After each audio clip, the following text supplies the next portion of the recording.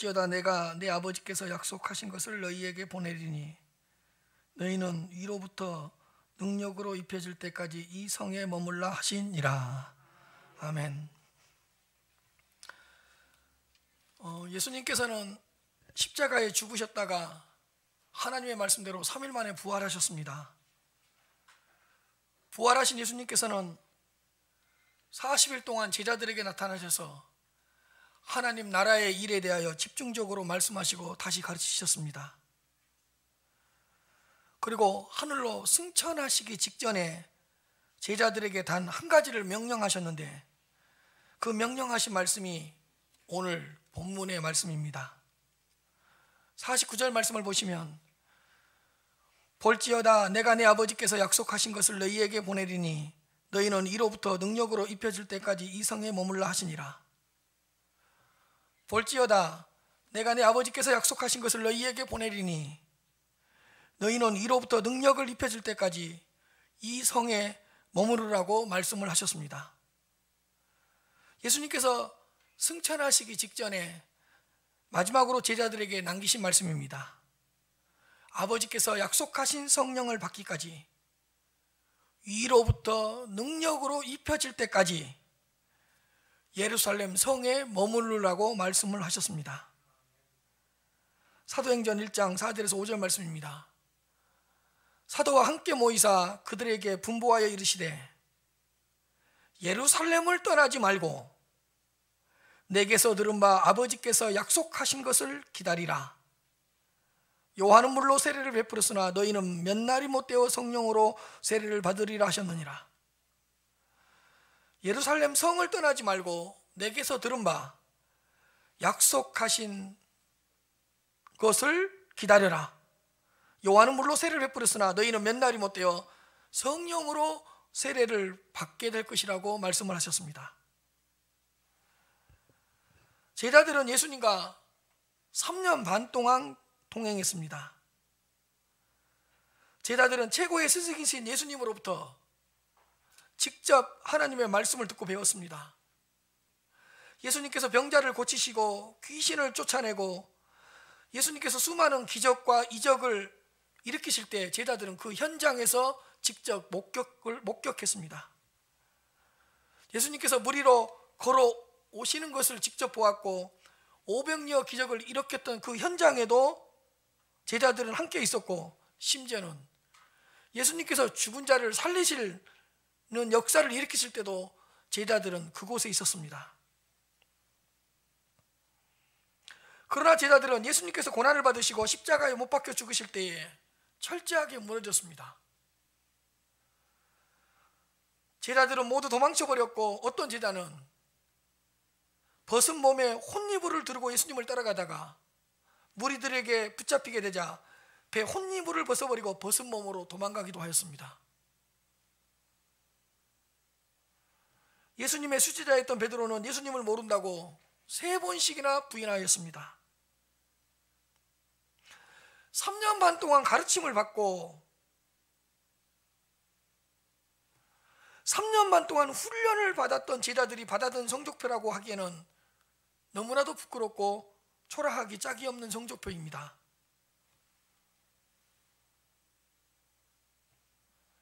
제자들은 세상에서 가장 뛰어난 스승이라고 할 수 있는 예수님에게서 직접 배웠습니다. 세상에서 가장 뛰어난 예수 그리스도라는 스승을 모시고 있었습니다. 그리고 최고의 스승으로부터 최고의 가르침을 받았습니다. 아니, 현장에서 가장 효과적인 교육 방법을 통해 예수님으로부터 가장 효과적인 교육을 받았습니다. 짧은 기간도 아니고 3년 반 동안이라는 상당히 긴 시간 동안 제자로서의 훈련을 충분하게 받았습니다. 그런데 제자들은 고난 앞에서 너무 쉽게 무너졌고 너무 빨리 무너졌고 너무 허망하게 실패했습니다. 고난을 받고 있는 예수님 곁에 가지도 못했고 예수 그리스도에게 고난을 가하고 예수 그리스도에게 채찍질을 가하는 그 대적자들에게 저항 한번 해보지 못하고 어디론가 숨어버렸습니다. 제자들은 비겁한 겁쟁이들이었습니다.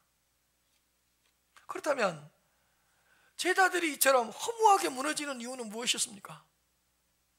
어떻게 최고의 스승으로부터 최고의 가르침을 받고 최고의 훈련을 받았음에도 불구하고 최고의 제자 훈련을 받았음에도 불구하고 이렇게 허무하게 무너졌습니까? 예수님께서는 승천하시면서 제자들에게 해답을 주셨습니다. 아버지께서 내 이름으로 약속하신 성령을 충만하게 받으라는 것입니다. 위로부터 내려오는 성령의 권능을 받으라는 것입니다. 아버지께서 약속하신 성령을 받을 때까지 예루살렘 성을 떠나지 말고 기다리라고 말씀하셨습니다. 위로부터 내려오는 권능을 입을 때까지는 아무것도 하지 말고 가만히 예루살렘 성에서 머무르라고 말씀을 하셨습니다. 좋은 선생님에게서 아무리 훌륭한 가르침을 받고 아무리 좋은 훈련을 받았다고 하더라도 성령께서 역사하지 않으면 아무 소용이 없다는 것을 우리는 알 수 있습니다. 좋은 선생님도 중요하고 바른 가르침도 중요하고 일정 기간의 훈련을 하는 것도 중요합니다. 그러나 오직 성령께서 역사하실 때만 우리가 배운 것들은, 우리가 훈련받은 것들은 효과를 거둘 수 있습니다. 성령께서 친히 역사하실 때만 우리가 뿌린 것에 대하여 열매를 거두어 드릴 수가 있는 것입니다. 성령께서 역사하실 때만 우리가 하고 있는 그 모든 행동과 우리가 하고 있는 모든 것들을 통해서 선한 영향력을 발휘할 수가 있다는 것입니다. 사도행전을 읽어보면 복음서에 기록된 제자들과의 모습과는 정반대의 모습이 기록되어 있습니다. 동일한 예수 그리스도의 제자들이었는데 사도행전에 기록된 제자들의 모습은 그 이전의 모습과는 전혀 다른 모습으로 기록되어 있습니다. 삶의 어느 한 부분만이 아니라 삶의 모든 면에서 다른 모습을 보여주고 있었던 제자들이었습니다. 아니, 완전히 딴 사람인 것 같은 의심이 될 정도로 변화가 되어 있었던 사도행전에 기록된 제자들의 모습이었습니다.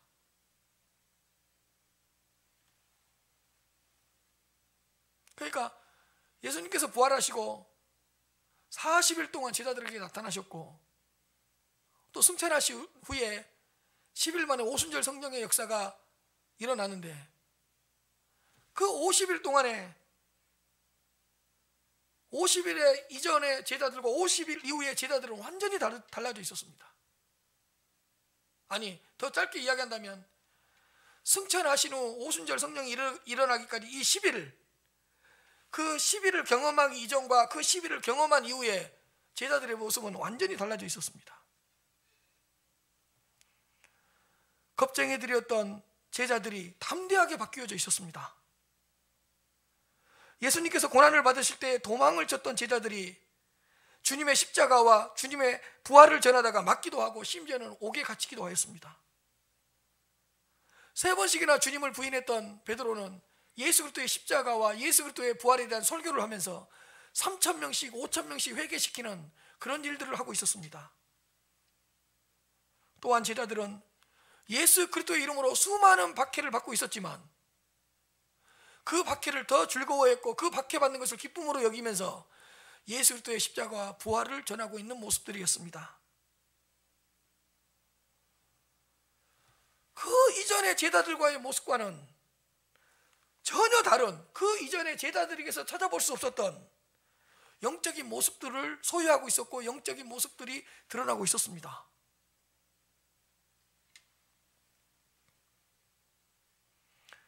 영적인 기쁨과 환희가 있었고 영적인 충만함과 부요함이 있었고 영적인 담대함이 있었고 복음 전도에 대한 열정이 있었습니다.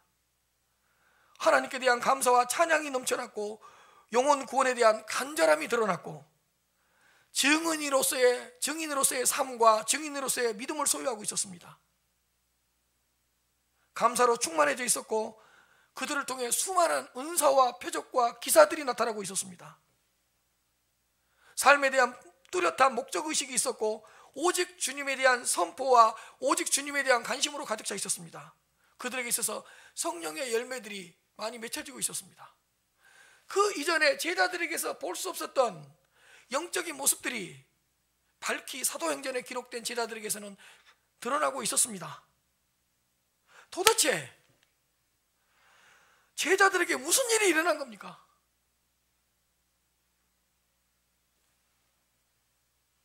예수님께서 승천하신 후에 그 열흘 동안 제자들에게 무슨 사건이 발생한 겁니까?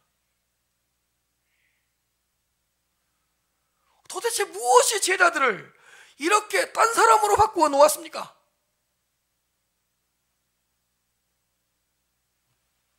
사도행전 2장 1절부터 4절까지의 말씀입니다. 오순절 날이 이미 이름에 그들이 다 같이 한 곳에 모였더니 호련히 하늘로부터 극하고 강한 바람 같은 소리가 있어 그들이 앉은 온 집에 가득하며 마치 불의 혀처럼 갈라지는 것들이 그들에게 보여 각 사람 위에 하나씩 임하여 있더니 그들이 다 성령의 충만함을 받고 성령이 말하게 하심을 따라 다른 언어로 말하기를 시작하니라. 제자들은 아버지께서 약속하신 성령을 충만하게 받았습니다. 제자들이 모여있는 그곳에 성령의 소낙비가 내렸습니다. 성령의 강한 바람이 제자들에게 불었습니다. 마가의 다락방에 성령의 뜨거운 불이 임하셨습니다. 그들이 모인 곳에 생수의 강이 흘러 넘치고 있었습니다. 보혜사 성령께서 기도하고 있는 그 제자들과 기도하고 있는 그 마가의 다락방에 찾아오셨습니다.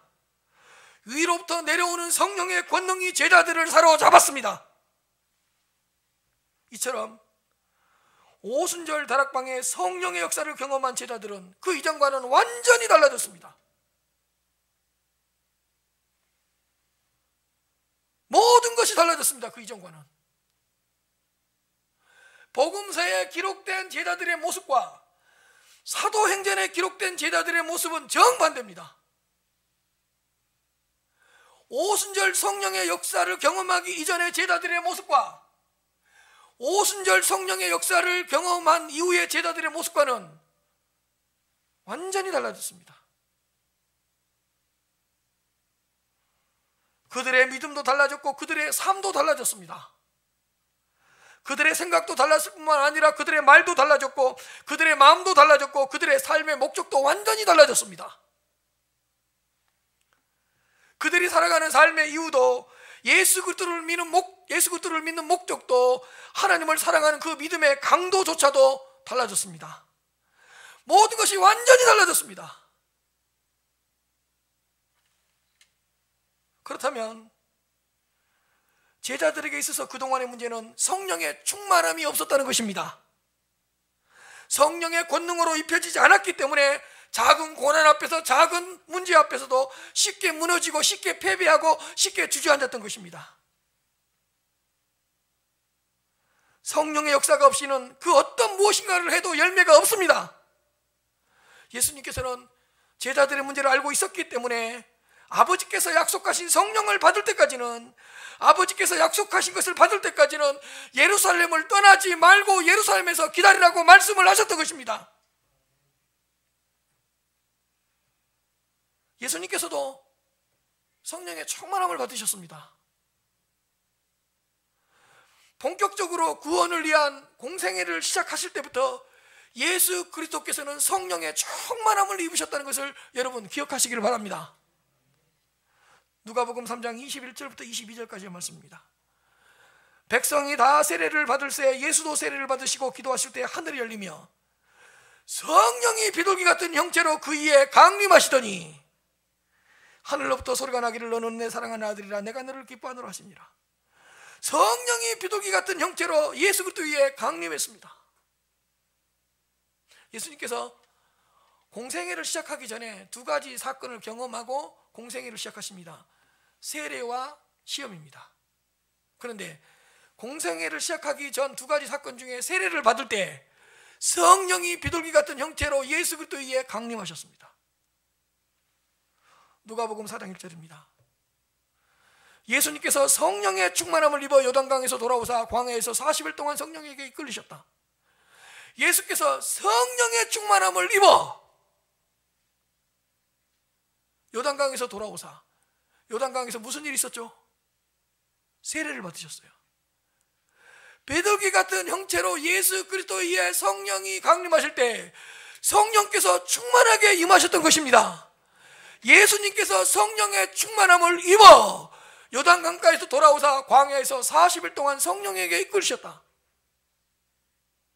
마귀에게 시험을 받을 때도 예수님께서는 성령에게 이끌림을 받으셨다고 기록하고 있습니다. 누가복음 4장 18절에서 19절 말씀입니다. 예수님께서 본격적으로 공생애를 시작하실 때 선포하셨던 말씀입니다. 주의 성령이 내게 임하셨으니 이는 가난한 자에게 복음을 전하게 하시려고 내게 기름을 부으시고 나를 보내사 포로된 자에게 자유를, 눈먼 자에게 다시 보게 함을 전파하며 눌린 자를 자유롭게 하며 주의 은혜의 해를 전파하게 하려 하심이라 하였더라. 주의 성령이 내게 임하였으니, 공생애를 시작하실 때 주의 성령이 내게 임하셨으니 예수 그리스도에게 성령이 임하셨습니다. 이는 가난한 자에게 복음을 전하게 하시려고 내게 기름을 부으시고, 성령의 기름을 물붓듯이 부으시고, 성령이 임했는데 성령이 성령을 물붓듯이 부어주시고 성령의 기름 부으심의 역사가 놀랍게 충만하게 임하시고, 주의 성령이 내게 임하셨으니 내게 기름을 부으시고 나를 보내사 포로된 자에게 자유를, 눈먼 자에게 다시 보게 함을 전파하며 눌린 자를 자유롭게 하며 주의 은혜의 해를 전파하게 하려 하심이라 하였더라. 예수 그리스도께서 공생애를 시작하실 때 성령의 기름 부으심을 충만하게 받으셨다는 것입니다. 사도행전 10장 38절입니다. 하나님이 나사렛 예수에게 성령과 능력을 기름 붓듯 하셨음에, 하나님께서 나사렛 예수 그리스도에게 성령과 능력을 기름 붓듯 하셨음에, 하나님께서 나사렛 예수 그리스도에게 성령과 능력을 기름 붓듯 성령의 기름 부으심의 역사가 충만하게 임하셨다는 것입니다.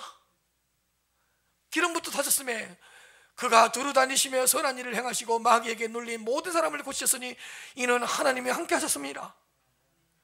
예수 그리스도께서 두루 다니시며 선한 일을 행하시고 마귀에게 눌린 모든 사람을 고치시기 전에 하나님은 나사렛 예수에게 성령과 능력을 기름 붓듯 부어 주셨음에 예수님께서도 성령의 충만함을 입으신 후에 구원사역을 감당하셨던 것입니다. 성령으로 충만하셨던 그 예수님은 하나님의 사역을 기쁘고 즐겁고 행복하게 감당하셨던 것입니다. 예수 그리스도를 구주로 고백하는 자에게는 성령이 분명히 내주하고 있습니다. 왜냐하면 성령의 역사가 없이는 거듭날 수 없고 성령의 역사가 아니고서는 예수 그리스도를 구주라고 고백할 수가 없기 때문입니다. 내가 예수 그리스도를 구주로 고백하고 있다면 나는 거듭난 사람이고 이미 성령께서 내 안에 들어오셔서 역사하고 있고 내 안에 내주하고 있음을 믿으시길 바랍니다. 그러나 성경은 오직 성령의 충만함을 받으라고 명령하고 있습니다. 너희 안에 성령께서 내주하고 있는 것으로 만족하지 말고 성령의 권능을 받으라고 말씀하고 있습니다. 오직 성령의 충만함을 받으라고 말씀하고 있고 명령하고 있습니다. 성령의 충만한 지배를 받으라는 것입니다. 성령으로 충만한 하나님의 자녀들이 되라고 말씀하고 있는 것입니다. 분명히 너희 안에 성령께서 계신다, 너희 안에 성령께서 내주하고 계신다. 그러나 그것으로 만족하지 말고 이로부터 임하는 권능에 사로잡혀라, 오직 성령의 충만함을 받으라 라고 명령하고 있는 것입니다. 제자들은 예수님께 3년 반 동안 배웠고 3년 반 동안 훈련을 받았습니다. 그러나 성령으로 충만하게 되기 전에는 아무것도 할 수 없었습니다. 아무리 좋은 선생님에게 배우고 아무리 좋은 방법으로 배우고 아무리 좋은 내용을 배워도 성령이 임하지 않고는, 성령께서 역사하지 않으면 아무것도 할 수 없는 제자들이었습니다. 제자들은 성령으로 충만하게 되기 전에는 영적으로 무기력했습니다. 복음서의 제자들을 보십시오. 얼마나 영적으로 무기력했는지. 영적으로 무감각한 상태에 있었습니다. 생동감이 넘치는 그 어떤 영적인 모습도 보이지 않았습니다. 아니, 지금 이 제자들이 3년 반 동안 예수님께 가르침을 받고 3년 반 동안 훈련을 받은 제자들이 맞아?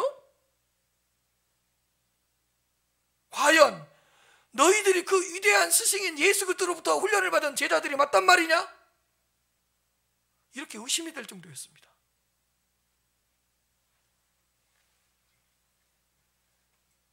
그러나 무능하고 무기력하고 무감각했던 제자들에게 성령이 임하자 놀라운 역사가 일어났습니다. 위로부터 내려오는 권능에 사로잡히자 무기력했던 제자들이 그 이전과는 전혀 다른 하나님께서 기뻐하시는 제자다운 제자로 거듭났습니다. 사랑하는 성도 여러분, 성도님들은 분명히 성령의 역사로 거듭난 하나님의 자녀들입니다. 성령의 역사로 예수 그리스도를 구주로 고백하는 언약의 백성이고 언약의 자녀들입니다. 성도님들은 분명히 거듭난 성도들이기 때문에 영생을 얻은 천국 백성일 것입니다. 그러나 요즘 성도님들의 영적인 모습은 어떻습니까?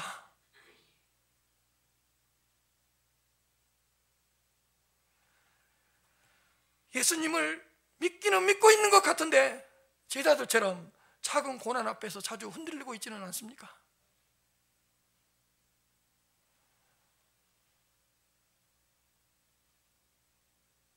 내가 하나님의 자녀라는 것을 확신하지 못하고 의심하고 있지는 않습니까? 혹시 영적인 무기력증에 빠져서 너무 오랫동안 영적으로 침체되어 있지는 않습니까?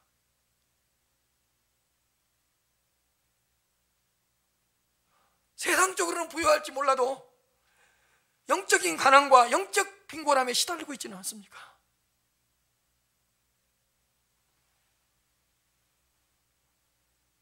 영적인 침체에 빠진 지가 그렇게 오래됐는데도 불구하고 회복의 실마리를 찾지 못하고 방황하고 있는 것은 아닙니까?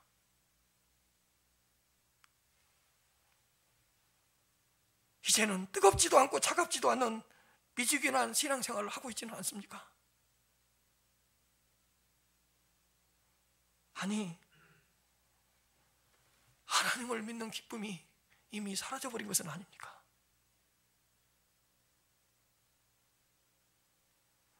에스겔서 3장 11절입니다. 또 내게 이르시되 인자야, 이 뼈들은 이스라엘 온 족속이라. 그들이 이르기를 우리의 뼈들이 말랐고 우리의 소망이 없어졌으니 우리는 다 멸절되었다 하느니라. 에스겔에게 보여줬던 그 골짜기의 마른 뼈들은 이스라엘 족속이었습니다. 하나님의 백성들이었습니다. 우리의 뼈들이 말라버렸고 우리의 소망이 없어졌으니 우리는 다 멸절되었다. 혹시 우리도 영적으로 거의 죽어있는 상태에 있지는 않습니까?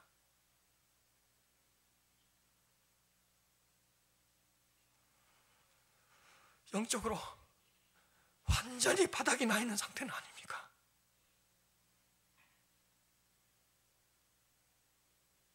이제는 영적으로 더 이상 추락할 곳이 없을 정도로 추락해 있는 것은 아닙니까?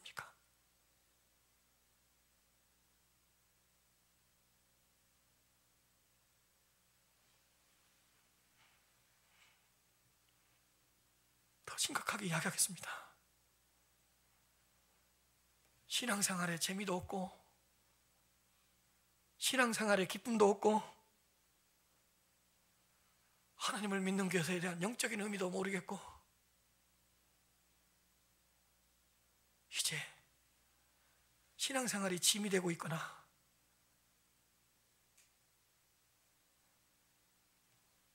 신앙생활조차도 힘들어하고 있는 그런 상태가 아닙니까?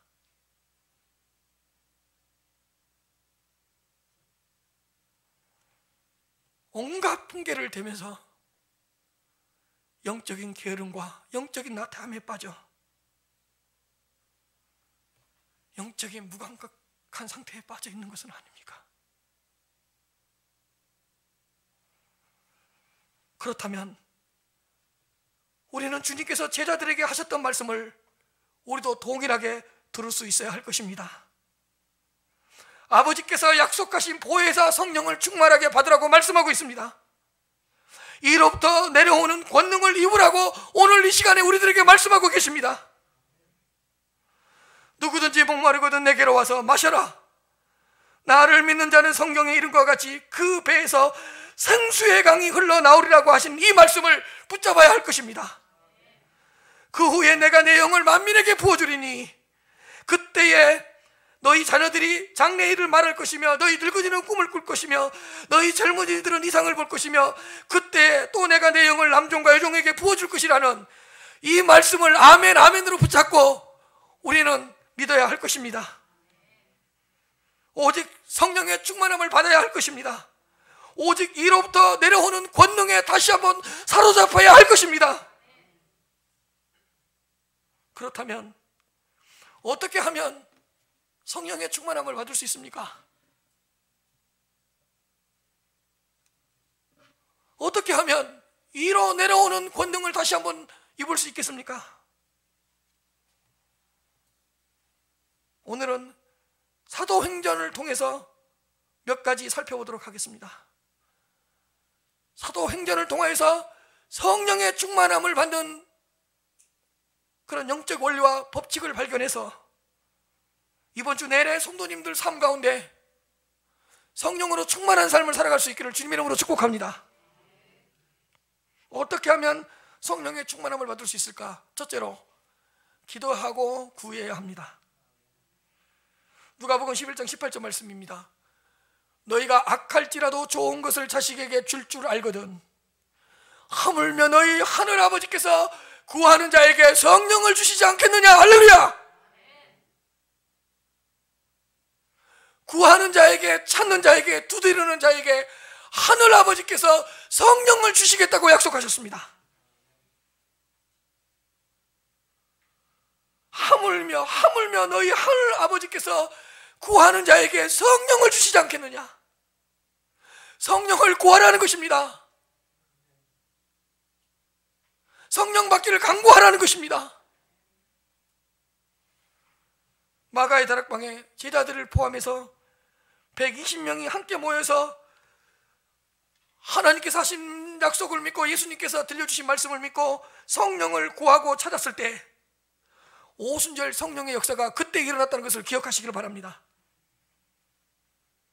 성령이 임하기를 날마다 기도하고 끊임없이 기도하고 포기하지 않고 기도하면 구하는 자에게 성령을 부어주실 것입니다. 사도행전 4장 31절입니다. 빌기를 다음에 모인 곳이 진동하더니 무리가 다 성령이 충만하여 담대히 하나님의 말씀을 전하니라. 빌기를 다음에 하나님 앞에서 기도하기를 마침에 모인 곳이 진동하더니 또 한 번의 오순절 성령의 역사가 일어났던 것입니다. 무리가 다 성령이 충만하여 담대히 하나님의 말씀을 전하니라. 기도하고 구하면 하물며 하늘 아버지께서 성령을 주시지 않겠느냐. 성령을 구하시고 성령을 우리에게 허락해달라고 기도하실 수 있는 여러분들이 되시기를 바랍니다. 두 번째로 온전하게 순종해야 됩니다. 사도행전 5장 32절 말씀입니다. 우리는 이 일의 증인이요 하나님이 자기에게 순종하는 자들에게 주신 성령도 그러하니라 하니라. 하나님이 자기에게 순종하는 자들에게 주신 성령도 그러하니라. 순종하는 자들에게 성령을 주신다. 온전하게 순종하는 자에게 하나님은 성령을 부어주십니다. 순종하되 온전히 순종하는 자에게 성령의 충만한 역사를 허락해 주신다는 것입니다. 하나님 우리에게 순종을 요구하되 온전한 순종을 요구하십니다. 적당한 순종, 순종했다가 불순종으로 마치는 순종, 할 수 있는 것만 가르쳐 하는 순종, 이것저것 따지는 순종이 아니라 온전한 순종을 요구하고 계시다는 것입니다. 하나님은 온전하게 순종하는 자들에게 성령의 충만함을 허락해 주신다는 것을 기억하시기를 바라고, 순종하되 온전하게 순종할 수 있는 여러분들이 되시기를 주님의 이름으로 축복합니다. 하나님은 자기에게 순종하는 자들에게 주신 성령도 그러하니라. 세 번째입니다. 안수를 받을 때 임합니다. 사도행전 9장 17절에서 18절 말씀입니다. 아나니아가 떠나 그 집에 들어가서 그에게 안수하되, 그는 사도 사울입니다. 그에게 안수하여 이르되, 형제 사울아, 주 곧 네가 오는 길에서 나타나셨던 그 예수께서 나를 너에게로 보내어 너로 다시 보게 하시고, 다메섹에서 부활하신 주님을 만나고 사울의 눈이 멀어버렸거든요. 여러분, 부활하신 주님을 사울이 만나고 눈이 멀어버렸어요. 근데 아나니아를 보내서 형제 사울아, 주 곧 내가 오는 길에서 나타내셨던 예수께서 나를 보내어 너로 다시 보게 하시고, 그 다음이 중요해요. 성령으로 충만하게 하신다. 할렐루야. 즉시 사울의 눈에서 비닐 같은 것이 벗어서 다시 보게 된지라 일어나 세례를 받고, 아나니아가 형제 사울에게 안수할 때 다시 보게 되는 역사가 일어났고 성령으로 충만하게 되는 역사가 일어났던 것입니다. 안수하여 이르되 성령으로 충만하게 하신다. 사도행전 8장 17절입니다. 이에 두 사도가 그들에게 안수함에 성령을 받은지라.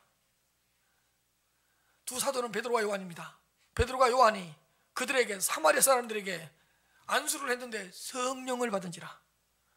베드로와 요한이라는 두 사도가 사마리아 이방인들에게 안수를 했을 때 성령이 내려왔습니다. 성령을 받았습니다. 안수 기도를 했을 때 성령이 임했습니다. 그러나 안수를 할 때마다 성령의 역사가 일어나는 것은 아닙니다.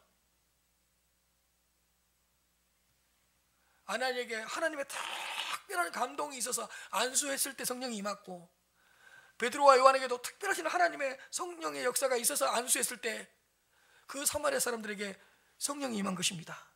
그러므로 아무 데서나 안수를 받지 않도록 조심하시고, 또한 무분별한 안수를 하지 않도록 조심해야 될 것입니다.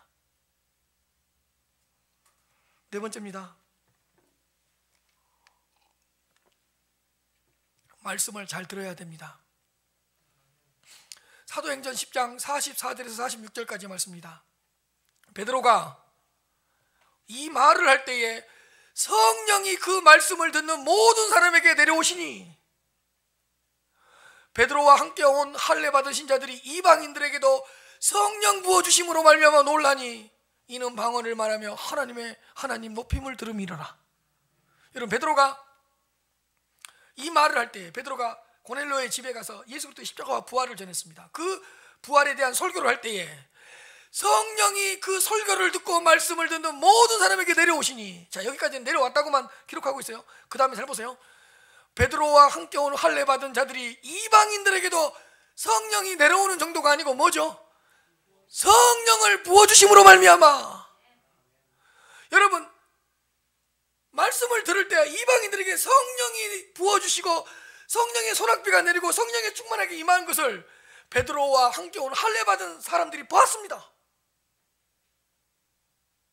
여러분, 오순절 성령의 역사가 일어났을 때 그 주위에 있던 많은 사람들이 와, 저들에게 성령이 임했다라고 볼 수 있었던 것처럼, 베드로가 고넬료의 집에서 설교를 했을 때 그 말씀을 듣는 모든 사람에게 성령이 부어지고 있음을 그 주위에 있던 사람들이, 곁에 있는 사람들이 목격을 했다, 그런 뜻입니다.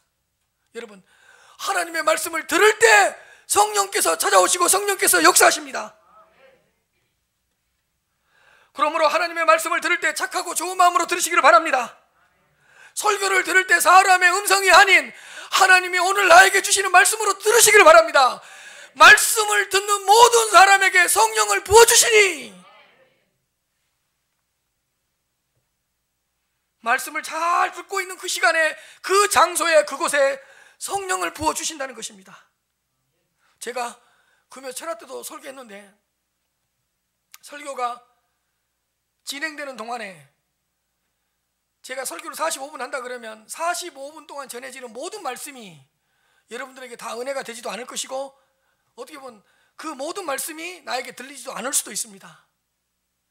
그러나 왜 45분 동안 들려지는 설교에 하나님의 말씀이 집중해야 되죠? 45분 동안 들려지는 그 모든 말씀 중에서 언제 어떻게 어떤 말씀을 통해 어떤 단어를 통해 성령께서 역사하실 줄 모르기 때문입니다. 그러므로 45분 내내 성령께서 찾아오시지 않을 수도 있고 성령께서 역사하지 않을 수도 있습니다. 그러나 25분째에 찾아오실지 32분째에 찾아오실지, 설교할 때 5분째에 찾아오실지, 아니 설교를 마칠 때 찾아오실지, 그건 아무도 모르기 때문에 설교 내내 하나님의 말씀에 경청하시기를 바랍니다. 아니 설교를 도대체 이해할 수가 없고 도대체 알아들을 수가 없었어요. 근데 하나님께서는 듣고 있다 보면 성령을 통해서 한 단어를 통해서도 역사하실 수가 있는 것입니다. 어떤 한 문장을 통해서도 성령께서는 찾아오실 수가 있다는 것입니다. 아니 설교 내내 이해가 되지 않고 설교 내내 무슨 말인지 몰랐는데, 설교를 끝마치고 집에 들어가기 전에 차를 타고 가는데 들었던 말씀이 생각나서 그곳에서 성령이 임하실 수도 있다는 것입니다.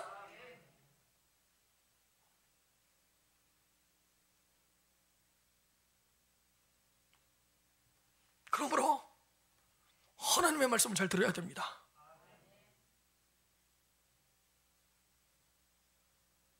몰라요.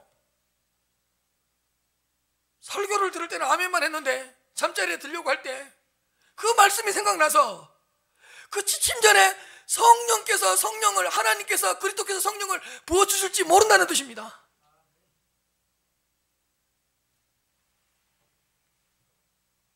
이 말을 할 때에 성령이 말씀을 듣는 모든 사람에게 내려오시니, 베드로와 함께 온 할례 받은 신자들이 이방인들에게도 성령 부어주심으로 말미암아 놀라니 성령을 주시되 부어주셨습니다.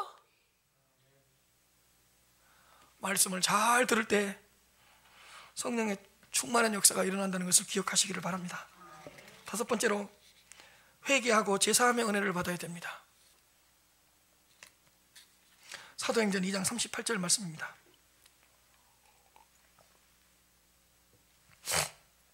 베드로가 이르되 너희가 회개하여 각각 예수 그리스도 이름으로 세례를 받고 죄사함을 받으라. 그리하면 성령의 선물을 받으리니. 성령께서 주시는 선물을 받으리니 이렇게 해석할 수도 있고, 성령을 선물로 받으리니 이렇게 해석할 수도 있습니다. 회개하고 예수 그리스도 이름으로 세례를 받고 죄사함의 은혜를 누리면, 그리하면 성령을 선물로 받으리니, 회개하라는 거예요. 그리고 제사함의 은혜를 누리라는 거예요.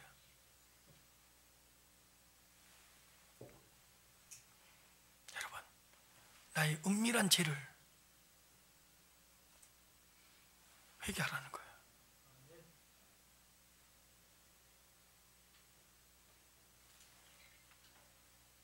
내가 습관적으로 끊지 못하는 죄를 회개하라는 거예요.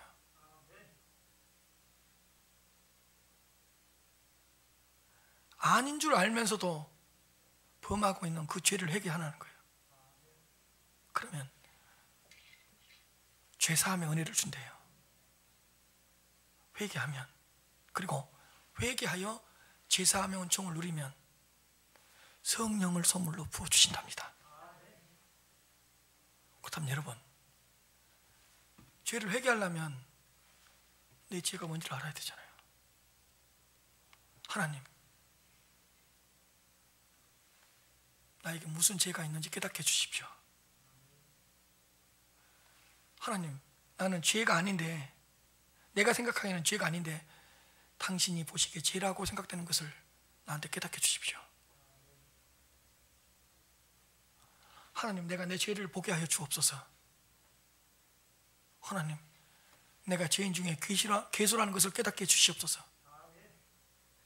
여러분, 내 죄가 무슨 죄인지를 알아야지 회개할 거 아니에요. 그리고 하나님께서 그 죄를 깨닫게 하셨다면 뭐 해야 되죠? 회개해야죠. 회개하면 하나님께서 죄사함의 은총과 사죄의 은혜를 주신답니다. 그리하면 뭐라고요? 성령의 선물을 받으리니, 성령을 선물로 받으리니. 여러분, 하나님과 우리 사이를 가로막고 있는 건 딱 한 가지입니다. 죄입니다. 하나님과 우리 사이에 가로막고 있는 건 다른 게 아닙니다. 죄입니다. 여러분, 내 가난이 하나님과 우리 사이를 가로막고 있습니까? 아닙니다. 어떤 내가 공부를 많이 못했다고 공부를 많이 못하고 지식을 많이 소유하지 못했다는 것이 하나님과 내 사이를 가로막고 있습니까? 아닙니다. 나에게 단점이 있어요. 그 단점 때문에 하나님과 내 사이가 가로막혀 있는 겁니까? 아닙니다. 하나님과 나를 가로막고 있는 것은 딱 한 가지입니다. 죄입니다. 죄입니다. 그러므로 여러분, 성령이 임하지 못하도록 하나님 앞에 거리끼는 것이 있다면 해결해야 됩니다. 뭔가 하나님 앞에 거리끼는 것이 있어요. 그 거리끼는 것을 회개하고 거리끼는 것을 고백해야지만이 사죄의 은총을 주고 성령을 선물로 주신다는 겁니다.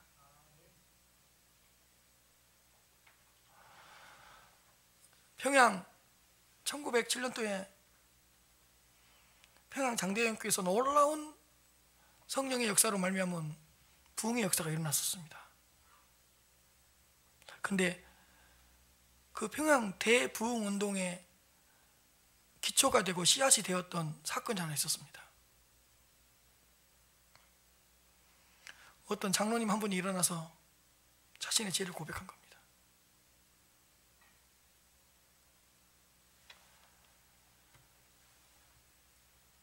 친구가 맡긴 돈을 자기가 착취한 겁니다.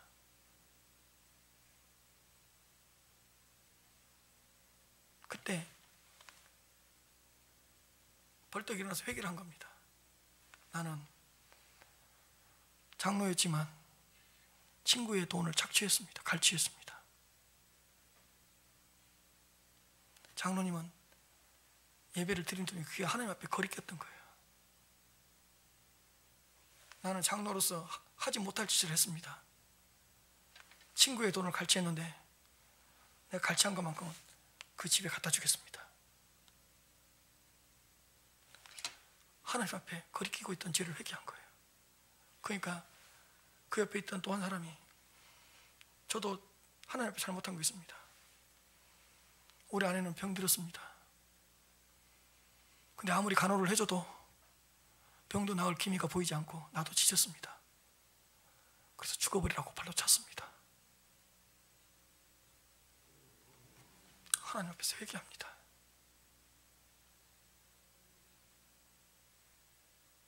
그때 곳곳에서 회개 운동이 일어났습니다. 그것이 씨앗이 돼서 세계적으로 유명한 1907년 평양 대부흥 운동이 일어났던 것입니다.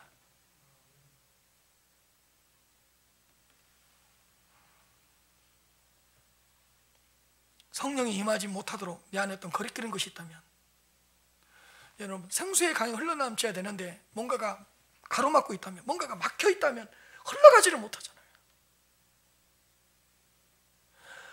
뭔가 통로가 있는데 뭔가가 막혀 있다면, 샘물이 있는데 뭔가가 막고 있다면, 하나님 앞에 나아가서 성령의 충만함을 경험하고 싶은데 뭔가 하나님 앞에 거리끼는 것이 있다면 그걸 깨닫게 해달라고 기도해 주시고, 깨달았다면 회개하고 사죄의 은총과 사죄의 은혜를 받아 누리심으로 성령의 역사를 경험할 수 있는 여러분들이 되시기를 바랍니다. 사랑하는 성도 여러분, 그 어떤 것도 내 힘과 능력으로 되지 않습니다. 내 생각대로 하면 될 것 같은데, 내 지혜대로 하면 될 것 같은데, 내 생각대로 내 지혜대로 하면 열매가 맺혀지지 않습니다. 성령의 역사가 없이 아무리 애를 써도 효과가 없습니다. 직장에서 일을 하는 것도, 사업을 하는 것도, 공부를 하는 것도, 세상에서 살아가는 것도 내 힘으로, 내 능력으로 안 됩니다. 내 능력으로 감당할 수 없습니다. 오직 성령으로 충만해지고 성령의 능력이 임할 때만 가능합니다. 여러분, 숨을 쉬는 것도, 손가락 하나 움직이는 것도 성령의 역사입니다. 우리를 위하여 이루어 놓으신 그 예수 그리스도의 구원 사역도 우리가 성령으로 충만하게 되었을 때 부요하게 누릴 수가 있는 것입니다. 내 영혼을 회복시키는 것도, 내 삶을 부요하게 하는 것도 성령의 역사입니다. 나를 살리는 것도, 나를 이렇게 세우시는 것도 성령의 사역입니다. 내 삶 속에 기쁨이 있고 내 삶 속에 평안이 넘치게 하는 그 사역도 성령의 사역입니다.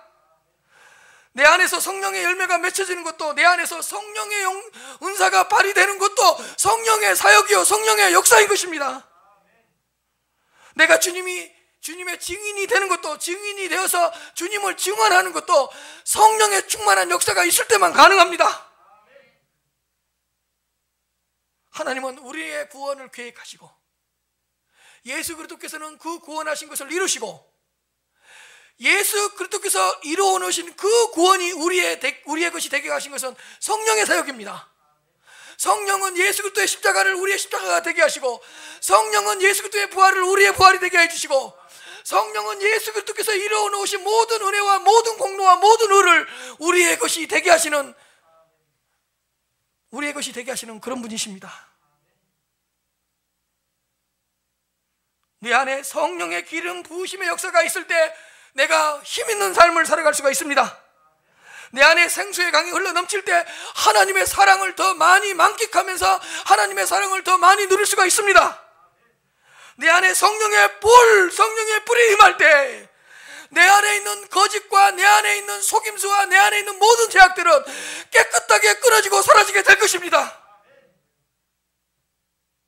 여러분, 믿음을 유지하고 있는 것으로 만족하지 마시고 믿음 위에 믿음을 더하셔서 정말로 역동성 있는 믿음, 정말로 모든 것을 이겨낼 수 있는 충만한 믿음, 능력 있는 믿음으로 살아가시기를 바랍니다. 하나님의 자녀로서의 단순한 삶이 아니라 어떤 고난 앞에서도, 어떤 시험 앞에서 이겨낼 수 있는 성령으로 충만한 하나님의 자녀들의 복된 삶이 되시기를 주님의 이름으로 축복합니다. 스가랴 4장 6절부터 7절입니다. 그가 대답하여 이르되 여호와께서 스룹바벨에게 하신 말씀이 이러하니라. 만군의 여호와께서 말씀하시되 이는 힘으로 되지 아니하며 능으로 되지 아니하고 오직 나의 영으로 되느니라. 이는 너희들의 힘으로 되지 아니하고 너희들의 능력으로 되지 아니하고 오직 나의 영으로 되느니라. 오직 성령으로만 되느니라. 저는 지금까지 여기까지 은혜를 받았어요. 근데 이번 설교 준비하면서 그 다음 구절이 내 가슴을 때린 거예요. 그 다음 구절이 내 안에 또 특별히 임한 거예요. 보세요. 힘으로 되지 하지 않고 능으로, 네 힘으로 되고 네 능력으로 하려면 큰 산은 그냥 큰 산이다. 그러나 이는 힘으로 되지 아니하고 능으로 되지 아니하며 오직 나의 영으로 되느니라. 성령이 임하면, 성령의 충만한 역사가 일어나면 큰 산아 네가 무엇이냐, 네가 수르바벨 앞에서 평지가 되리라. 제가 이 말을, 내 앞에 있는 큰 고난아 네가 무엇이냐, 내 앞에서 평지가 되리라. 네 앞에 있는 큰 문제가 무엇이냐, 내 앞에서 평지가 되리라. 수르바벨아, 네 앞에 큰 산이 있느냐? 네 힘으로 하려고 하고 네 능력으로 하려면 큰 산이다. 네가 못 이겨낸다. 그러나 나의 영으로 되느니라. 네 안에 성령의 역사가 일어나고 네 안에 성령으로 충만하게 되면 큰 산아 네가 무엇이냐, 네가 수르바벨 앞에서 평지가 되리라.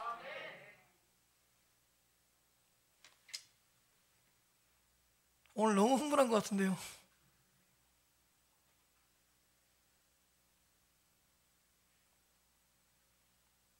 제 삶에 제가 적용했습니다. 내 앞에 있는 큰 산이 무엇이냐? 성령이 임하면 큰 산아 네가 무엇이냐? 내 앞에서 평지가 되리라.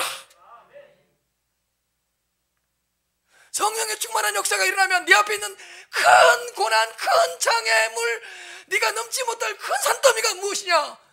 스룹바벨 앞에서 뭐라고요? 평지가 되리라. 평지가 되리라.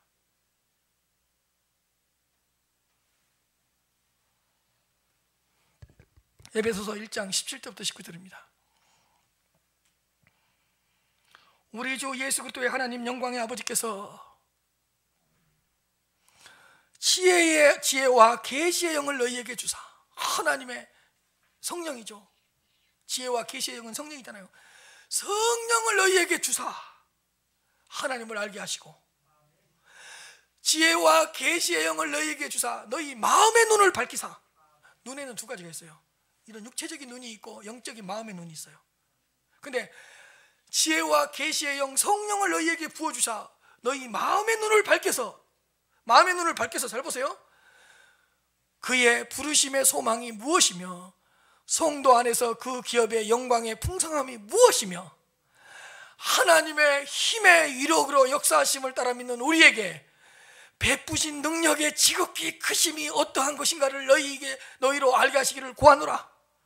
여러분, 여러분들이 하나님의 영이 여러분들 안에 충만하게 임해서 하나님을 더 깊이 알았으면 좋겠고, 여러분들의 마음의 눈이 더 밝아지고 영적인 눈이 더 밝아져서 여러분들을 부르신 하나님의 부르심의 소망이 무엇이며 여러분들 안에서 여러분들이 받을 기업의 영광의 풍성함이 무엇이며 하나님의 힘의 위력으로 역사하심을 따라 믿는 우리에게 베푸신 하나님의 능력의 지극히 크심이 어떠한 것인가를 너희로 알게 하시기를 구하노라.